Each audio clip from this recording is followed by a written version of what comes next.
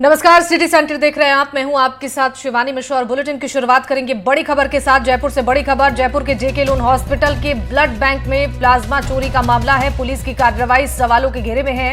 SMS थाना police का यह कहना है कि हॉस्पिटल प्रशासन से आसपास के सीसीटीवी फुटेज मांगे गए थे, जिन्हें अभी तक उपलब्ध नहीं करवाया गया। 11 मई को पकड़े गए आरोपी किशन सिंह को 15 मई को जयपुर की अदालत ने बड़ी ही आसानी से जमानत दे दी।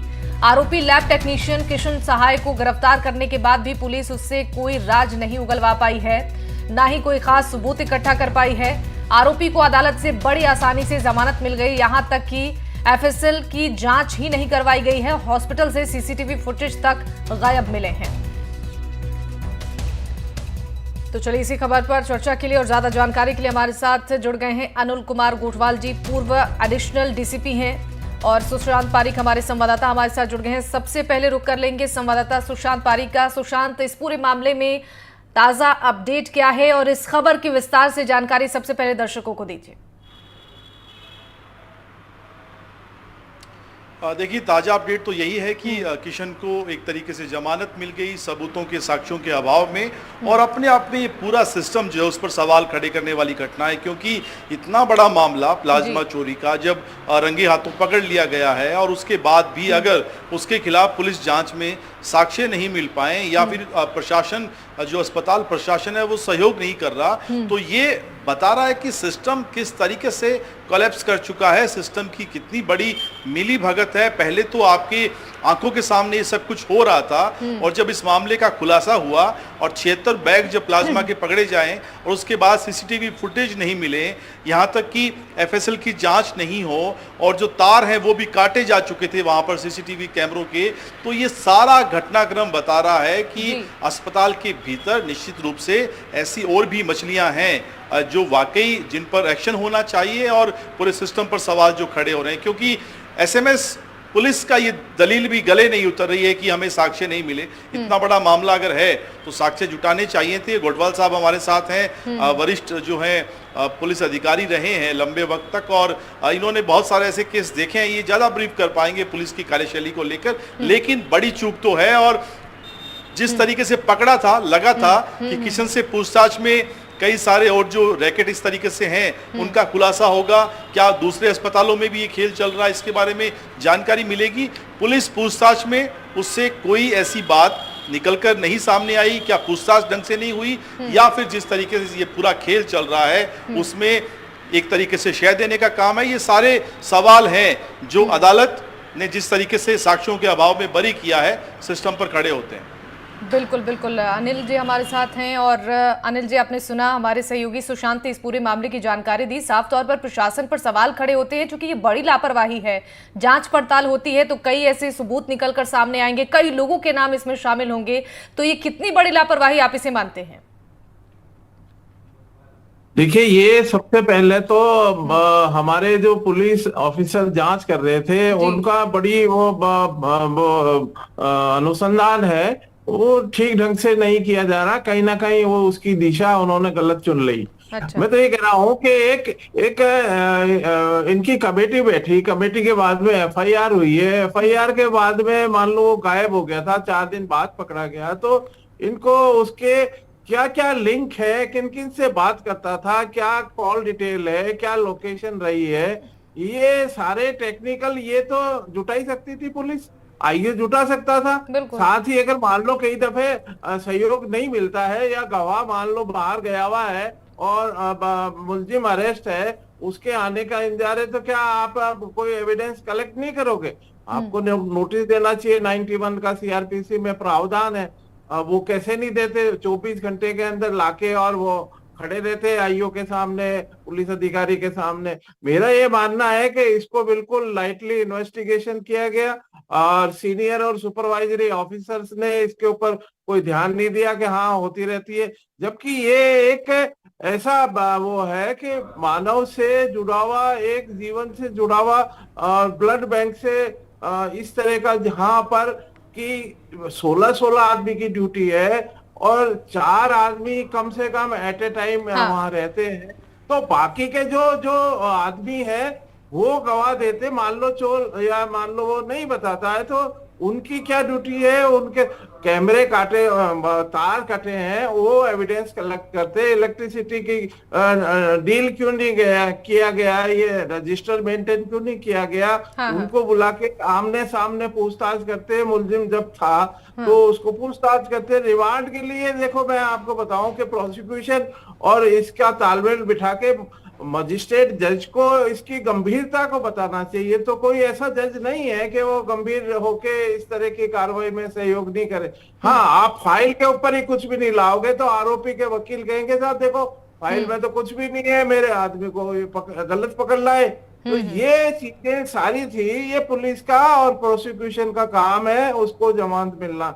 इसकी गंभीरता को नहीं देखा गया। ये तो एक जांच का विषय है जिसके ऊपर क्वेश्चन मार्क आम आदमी उठा सकता कि भाई इतनी जल्दी जमानत कैसे मिल गई। बिल्कुल। आप कुछ तो सबूत इकट्ठा करते। 4 आदमी जिनकी ड्यूटी रहती, जिनके साथ साथ उसकी ड्यूटी का टाइम है, वो तो आपके गवाह हैं। वो बताते, उनको कहते कि आमने सामने करिए कि भाई किस समय वो थैला लेके आता है। 76 बैग मिलते हैं, उसको कोरिलेट करना चाहिए, कड़ी से कड़ी मिलानी चाहिए। इसकी ड्यूटी है, ये इंचार्ज है। ये तो प्राइमा फेसी इसका आरोप मेरे हिसाब से प्रथम दृष्टया साबित है। साबित है तभी एफआईआर हुई। एफआईआर को लेके बैठी रही पुलिस, उसने कोई इन्वेस्टिगेशन के सबूत इकट्ठे फाइल पे नहीं किए। देते सुपरिंटेंडेंट को, किसी इनके सीनियर अधिकारी को ये कॉपरेट नहीं कर रहे, तो कैसे नहीं कॉपरेट करते? तो बिल्कुल जी, ये बिल्कुल। चीज सामने आ गई है। ये बहुत सेंसिटिव मामला है। सबसे पहले तो इस मामले में अदालत से आसानी से आरोपी को जमानत मिल जाती है, और दूसरी सबसे बड़ी लापरवाही कि ऐसे मामलों में एफएसएल जांच ही नहीं करवाई गई है, हॉस्पिटल से सीसीटीवी फुटेज ही गायब है। तो ये जो साक्ष्य सबूत मिटाने की भी जो बातें सामने आई है, इस ओर भी इशारा कर रहा है कि कहीं ना कहीं मिलीभगत भी हो सकती है इस पूरे मामले में प्रशासन से अस्पताल की। अब कई सवाल खड़े हो रहे हैं प्रशासन पर। नहीं, कई बार क्या होता है कि आदमी घबराता है कि विभागीय जांच में मैं क्यों इसका गवाह बनूं, या मैं वो डरता है कि बाद में कल को या फिर वो शामिल है।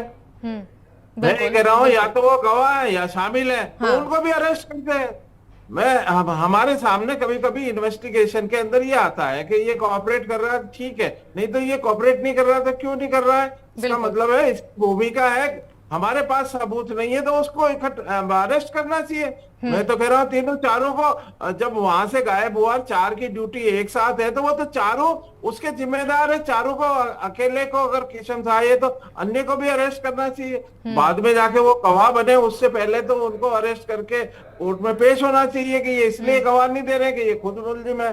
तो ये कुछ चीजें हैं टेक्निकल, जो लॉ का पॉइंट है वो देखना चाहिए कि इसके अंदर अगर मान लो डर रहे हैं गवाह, भय है, तो ऐसा माहौल क्रिएट करना चाहिए कि भाई आप उनको आमने सामने बिठा के बात करनी चाहिए। कई चीजें होती है कि आमने सामने जब मुलजिम है तो उस समय कौन कौन ड्यूटी पे है, सुपरिंटेंडेंट की क्या। हाँ, सिर्फ एक 16 सीसी आरोप पत्र, मैं तो ये कह रहा हूँ कि कहीं ना कहीं बाद में अगर ऐसा पता चले कि नीचे से ऊपर भी कोई तार जुड़े।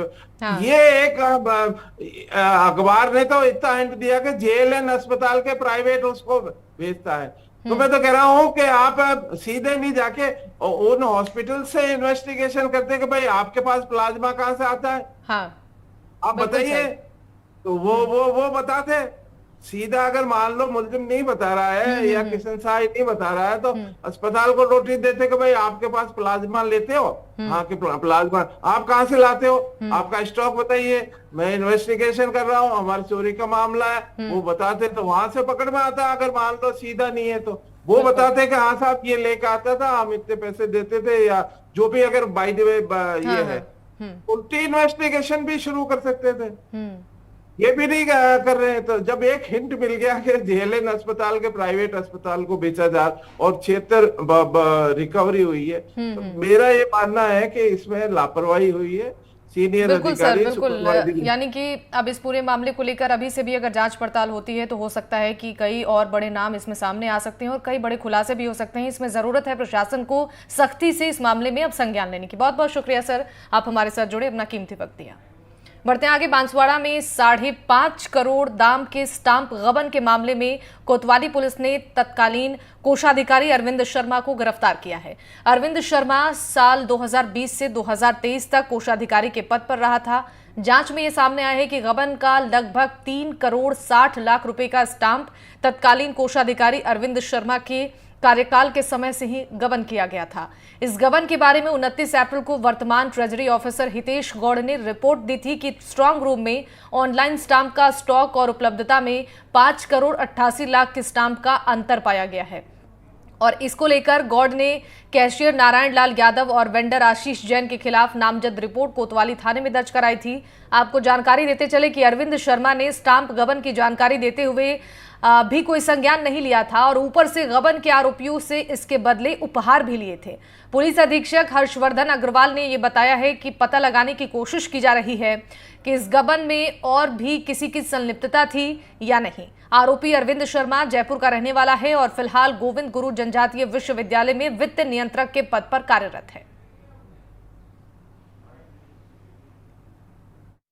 स्टैम्प जो बांसवाड़ा ट्रेजरी से चोरी के जो प्रकरण है, अभी तक उसमें कुल 4 गिरफ्तारियां हो चुकी है। पहले 3 हो गई थी, जिसमें कैशियर नारायण लाल व 2 प्राइवेट व्यक्ति, और कल जाकर के अरविंद शर्मा जो कि पूर्व में यहाँ पर टीओ रहे हैं नवंबर 2020 से लेकर के अक्टूबर 2023 तक 3 साल तक, तो उनकी हमने कल गिरफ्तारियां की है। अभी इसमें तफ्तीश जारी है और अलग अलग रिकॉर्ड से पता लगाया जा रहा है कि किसकी मिलीभगत इसमें और सामने आ सकती है। अगर कोई अन्य व्यक्ति की भी आती है तो प्रक्रिया अनुसार गिरफ्तारी की जाएगी। तो सुना आपने इस पूरे मामले को लेकर। स्टाम्प गबन के मामले में गिरफ्तारी हो चुकी है, आगे भी पूछताछ चल रही है। तत्कालीन कोषाधिकारी अरविंद शर्मा गिरफ्तार हुआ है। करोड़ों के घोटाले में अब सवाल उठ रहे हैं कि कौन कौन से आरोपी शामिल हैं। संवाददाता सुभाष मेहता हमारे साथ जुड़ गए हैं, ज्यादा जानकारी देंगे। सुभाष, देखिए, स्टाम्प गबन के मामले में एक गिरफ्तारी हुई है और ये बड़ी गड़बड़ी का आरोप अरविंद शर्मा पर लगा है, जिनकी गिरफ्तारी हो चुकी है। क्या इस पूरे मामले में पूछताछ में और भी कोई खुलासे हुए हैं, और भी कोई नाम सामने आए हैं? क्या जानकारी पूरी? 29 अप्रैल को ये मामला दर्ज हुआ था कोतवाली में। उससे पहले 2 आरोपी को गिरफ्तार किया जा चुका है। इसमें एक जो स्टोर कीपर है उसको गिरफ्तार किया जा चुका है और एक स्टाम्प वेंडर है उसको गिरफ्तार किया गया है। उनकी जो जांच हुई इसके बाद में ट्रेजरी अधिकारी का नाम आया, जिसके अड्डे पर अरविंद शर्मा जो पूर्व में ट्रेजरी अधिकारी थी उनको गिरफ्तार किया गया है। और पुलिस का मानना है कि इसमें जांच के बाद में और भी कई बड़े जांच कर सकते हैं, जिनकी गिरफ्तार की जाएगी। बिल्कुल। फिलहाल क्या कोई पूछताछ में आरोपी ने किसी और के संलिप्त होने का मामला सामने आया है? उसकी तरफ से क्या कोई नाम अब तक बताया गया है? पुलिस की तरफ से कोई इसको लेकर जानकारी साझा की गई है क्या? अभी पुलिस द्वारा 2-3 लोगों को नोटिस जारी किए गए हैं, उनको पूछताछ के लिए बुलाया गया है और जब 4 तथ्य इकट्ठे हो जाएंगे उस पर में पुलिस द्वारा खुलासा किया जाएगा कि 2-3 और नाम निकाल सकते हैं, बड़े नाम। ठीक है, बहुत शुक्रिया आपका तमाम जानकारियों के लिए। बढ़ते आगे। बूंदी शहर में कथित बाबा द्वारा 2 युवकों से रुपए दुगने कराने का लालच देकर 11,51,000 रुपए की ठगी करने का मामला सामने आया है। इस घटना के बाद से आरोपी कथित बाबा मौके से फरार हो गया, जिसकी तलाश युवकों ने की, लेकिन वो उनके चंगुल से निकल गया। घटना के बाद से पीड़ित युवक कोतवाली थाना पहुंचे और पूरी इस मामले की जानकारी पुलिस को दी। पुलिस ने मामला दर्ज कर जांच शुरू कर दिया है। बता दें कि पीड़ित युवक 1.5 महीने पहले गुजरात में कथित बाबा से मिला था, जहां पर बाबा ने पैसों को डबल कर दिया था। युवक के मन में तब से ही लालच था और युवक ही बाबा को बूंदी बुलाने के लिए जिद कर रहा था। इस पर बाबा युवक के कहने पर बूंदी पहुंचा और बाबा ने 11 लाख को 22 लाख रुपए करने की बात कही। दोनों पीड़ित आरोपी बूंदी शहर में प्रॉपर्टी डीलर का काम करते हैं।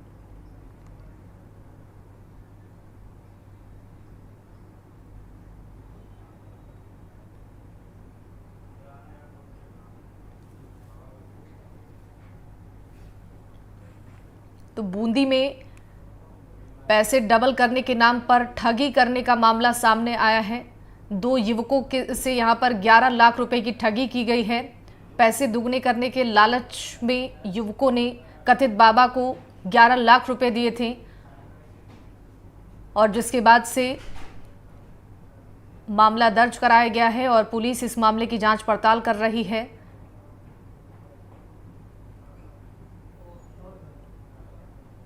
बूंदी की ये खबर है, जहां कथित बाबा ने 2 युवकों को ठगा है।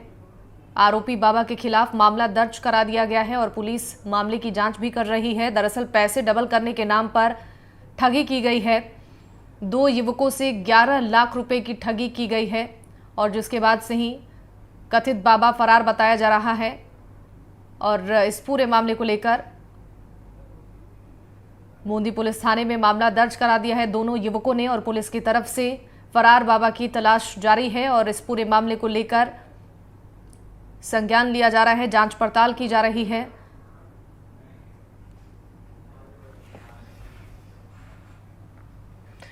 और डूंगरपुर जिले की एसीबी की टीम ने बिल्डी के भू अभिलेख निरीक्षक दिनेश पांचाल को 25,000 की रिश्वत लेते हुए रंगे हाथों गिरफ्तार कर लिया है।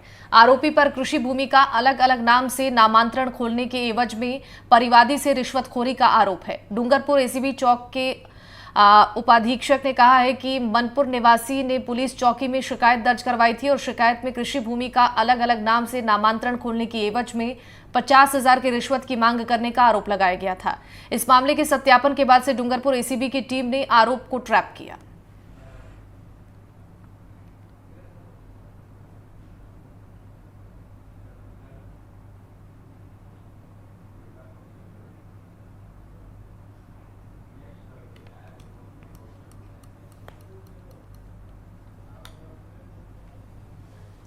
गंगापुर सिटी का बहुचर्चित अंकित मीणा हत्याकांड को लेकर आज छठे दिन भी मृतक के परिजन समेत स्थानीय लोग कलेक्ट्रेट परिसर के अंदर और सामने धरने पर बैठे हुए हैं। 11 मई को अंकित मीणा की पत्थरों से कुचलकर नृशंस हत्या कर दी गई थी। उसके बाद पुलिस ने त्वरित कार्रवाई करते हुए 3 आरोपियों को गिरफ्तार कर लिया था। इनमें से 1 बालिग और 2 नाबालिग आरोपी हैं, जिन्होंने अंकित मीणा की पत्थरों से कुचलकर हत्या कर दी थी। इस मामले में पीड़ित परिवार को न्याय दिलाने के लिए स्थानीय लोग मुआवजे की मांग कर रहे हैं। इसके लिए सरकारी नौकरी और 50 लाख रुपए की मुआवजे की मांग को लेकर धरना प्रदर्शन कर रहे हैं। सभी लोग कलेक्टर परिसर के सामने टेंट लगाकर धरने पर बैठ गए हैं। वहीं इस घटना के बाद मंत्री किरोड़ी लाल मीणा भी पीड़ितों से मिलने के लिए पहुंचे थे और प्रशासन से मिलकर इस मामले की पूरी जानकारी ली थी। साथ ही मंत्री मीणा ने पीड़ितों को आश्वासन दिया था कि वो खुद मुख्यमंत्री से बात कर इस बारे में अधिक से अधिक राहत और सहायता दिलाने की कोशिश करेंगे। आपको बता दें कि इस घटना को लेकर गंगापुर सिटी 1 दिन के लिए पूरी तरह से बंद भी रखा गया था, लेकिन अब तक पीड़ितों की मांगे नहीं मानी गई हैं, जिसे लेकर 18 मई को मीणा समाज ने महापंचायत बुलाया है। इस वक्त हम मौजूद हैं गंगापुर सिटी के कलेक्ट्रेट परिसर में और अंकित मीणा हत्याकांड, जी हां, आज इसका छठा दिन है धरने का।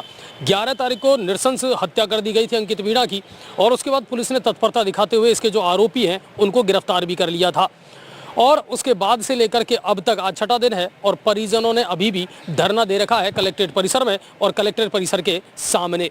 दरअसल परिवार वालों की ये मांग है कि उसकी जो विधवा है उसको सरकारी नौकरी मिले और परिवार को आर्थिक सहायता के रूप में 50 लाख रुपए का मुआवजा दिया जाए। हालांकि इस मामले में प्रोग्रेस ये हुई कि सरकार के मंत्री डॉक्टर किरोड़ी लाल मीणा भी इस हत्याकांड के तीसरे दिन गंगापुर सिटी पहुंच गए और धरना स्थल पर लोगों से मुलाकात की, धरनार्थियों से मुलाकात की, प्रशासन से जानकारी जुटाई और उसके बाद में ये जानने का प्रयास किया कि इस पूरे हत्याकांड में अब तक क्या प्रोग्रेस हुई है। बाहर जो लोगों का हुजूम था, धरनार्थी थे, उनको भी वो आश्वासन देकर के गए हैं कि वो खुद मुख्यमंत्री से इस बारे में बात करेंगे और परिवार को ज़्यादा से ज़्यादा राहत प्रदान करवाने का प्रयास करेंगे। लेकिन उसके बावजूद भी इन लोगों ने अपना धरना प्रदर्शन खत्म नहीं किया। आज छठे दिन भी ये लोग धरना दे रहे हैं। बीच बीच में प्रशासन से कई बार इनकी वार्ता हुई है, प्रशासन ने भी इनको समझाने का प्रयास किया है कि आपकी बात, आपकी जो मांग है, इसकी एक अच्छी रिपोर्ट तैयार करके और सरकार के पास भिजवा दी जाएगी। लेकिन उसके बावजूद भी आप मेरे पीछे देख सकते हैं, जो मैं आपको दिखा रहा हूँ, कि उनका धरना प्रदर्शन जो है अभी भी जारी है। कलेक्ट्रेट परिसर में अंकित मीणा के जो परिजन हैं वो यहाँ प्रदर्शन कर रहे, धरना देकर के बैठे हुए हैं।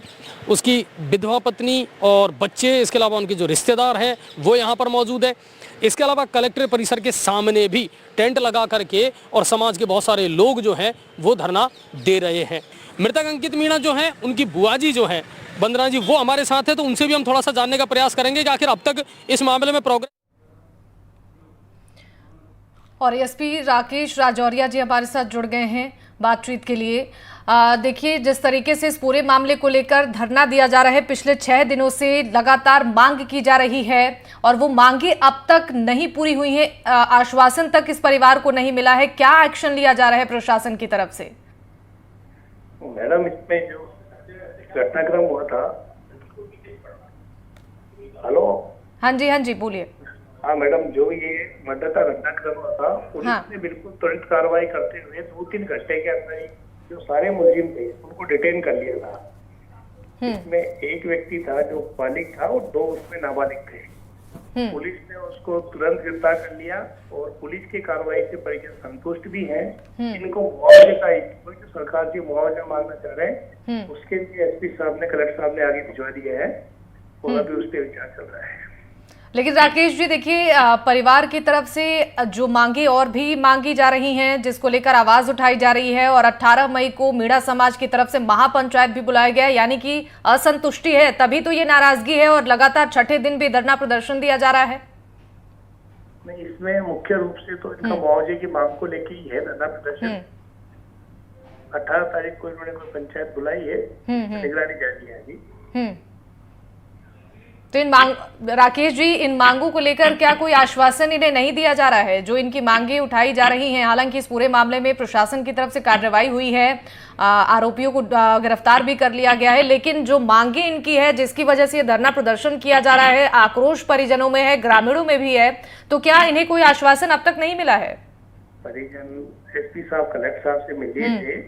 राजस्थान सरकार के मंत्री महोदय किरोड़ीलाल जी मीणा भी यहाँ पधारे थे, उनसे भी इनकी मुलाकात हो गई थी। उन्होंने सरकार से बात करने का इनको आश्वासन दिया था। अभी वो अपने स्तर पे बात कर रहे हैं। ठीक है, आगे जो भी डिसाइड होगा। ठीक है राकेश जी, शुक्रिया आपका हमारे साथ जुड़ने के लिए। बढ़ते आगे, कोटा में कोर्ट ने बिना वीजा भारत में घूमते पकड़े गए नाइजीरियन युवक को सजा सुनाई है। एडीजे कोर्ट क्रम संख्या 1 नाइजीरियन युवक मेंडे आइकेने ने 3.5 साल की सजा उसे सुनाई गई है और कोर्ट ने इस मामले की गंभीरता को देखते हुए 50,000 रुपए का जुर्माना भी लगाया है। कोटा जीआरपी ने 19 जुलाई 2023 को ट्रेन में सफर करते इसे पकड़ा था। नाइजीरियन युवक के खिलाफ जांच पड़ताल होने पर 20 जुलाई 2023 को जीआरपी ने केस दर्ज किया था। नाइजीरियन युवक अलवर में रह रहा था, जो कि राजधानी एक्सप्रेस में सफर कर रहा था। टीटी को देखकर ट्रेन में इधर उधर छुप रहा था, लेकिन टीटी ने उसका टिकट चेक किया तो युवक के पास टिकट भी नहीं था।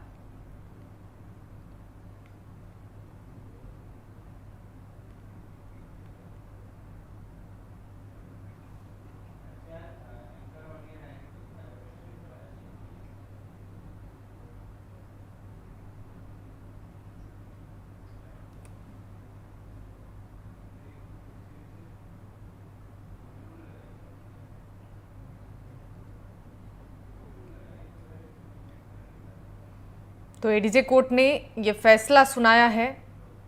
बिना टिकट और वीजा के जीआरपी ने नाइजीरियन युवक को गिरफ्तार किया था। अब छोटू और मुन्ना न केवल प्रदेश के राशन डीलरों की आमदनी को बढ़ाएगा, बल्कि गैस कनेक्शन के लिए घर से दूर रहकर मजदूरी करने वाले और पढ़ने वाले विद्यार्थियों के लिए भी छोटू और मुन्ना उसका दोस्त साबित होगा। आप छोटू और मुन्ना के नाम सुनकर किसी बाल मजदूर की कल्पना मत कर लेना। दरअसल ये नाम 2 सिलेंडरों के हैं, जिन्हें अब राशन की दुकानों पर उपलब्ध करवाया जा रहा है।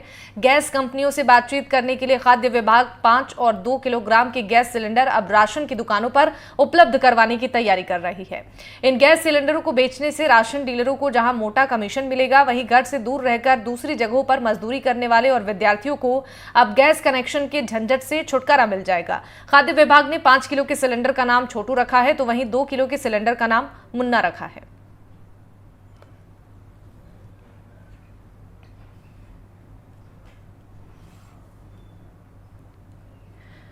अलवर शहर में पेयजल की समस्या इतनी गहरा रही है कि अब आलम यह है कि रोजाना शहर वार्डवासी अधीक्षक अभियंता कार्यालय पहुंचकर समस्या से अवगत कराते हैं। गुरुवार सुबह शहर की कबीर कॉलोनी निवासी अपनी समस्या का समाधान करने अधीक्षण अभियंता ऑफिस पर पहुंचे। उन्होंने अधिकारियों को उनके कॉलोनी में हुई बोरिंग की मोटर खराब की समस्या से अवगत कराया। अधिकारियों ने कबीर कॉलोनी के निवासियों को आश्वासन दिया कि उनकी बोरिंग की खराब मोटर को 2 से 3 दिन में बदल दिया जाएगा। और शहर की कबीर कॉलोनी निवासी ने बताया कि उनके एरिया में स्थित बोरिंग में लगी बड़ी मोटर को बदलकर छोटी मोटर को लगा दिया गया, जिसकी बोरिंग से पानी नहीं आ पा रहा। इसलिए हमारी ओर से कहा गया है कि उसे छोटी मोटर को हटाकर बड़ी मोटर को फिर से लगाया जाएगा। कबीर कॉलोनी में बड़ी मोटर थी बोरिंग में, वो छोटी मोटर लगा दी तो उससे क्या है, पानी नहीं उठ रहा नीचे से, इसलिए उसमें कहने कि सब बड़ी मोटर डाल दो, हमको पानी मिल जाएगा। और एक उसमें वाल लगा दो, ताकि क्या है प्रेशर से पानी मिलेगा। अब दो तरफ पानी चल रहा है तो एक तरफ चलेगा और एक तरफ बंद हो जाएगा, फिर इधर को खुल जाएगा, इधर को बंद हो जाएगा। तो प्रेशर से पानी मिलेगा तो सबको मिल जाएगा पानी। अब दो तरफा में तो अब टूटेगा पानी, एक तरफा में तो प्रेशर लग जाएगा। और एक बोरिंग हमारे पुरानी है, उसमें भी सूख गई, तो उसमें क्या है बोगी लगवा के उसको भी सही करवा दो, तो उसमें बोगी लग जाएगी तो नीचे गहरी हो जाएगी और पानी मिल जाएगा। ये है। अधिकारी से मिले हैं, क्या बोल रहे हैं? नहीं, अधिकारी सारे अच्छे हैं, हमारे संजय जी जो बढ़िया एक्शन साहब है, और जो हर समस्या को हर तुरंत हल करते हैं। 2 दिन के अंदर 3 दिन के अंदर आपका बोरिंग नहीं, मोटर बदल जाएगी और पानी मिल जाएगा बढ़िया। अभी पूर्ति तो टैंकरों से हो रही है, जहाँ पानी पहले से नहीं आ रहा वहाँ, और यहाँ की व्यवस्था वो कर रहे हैं।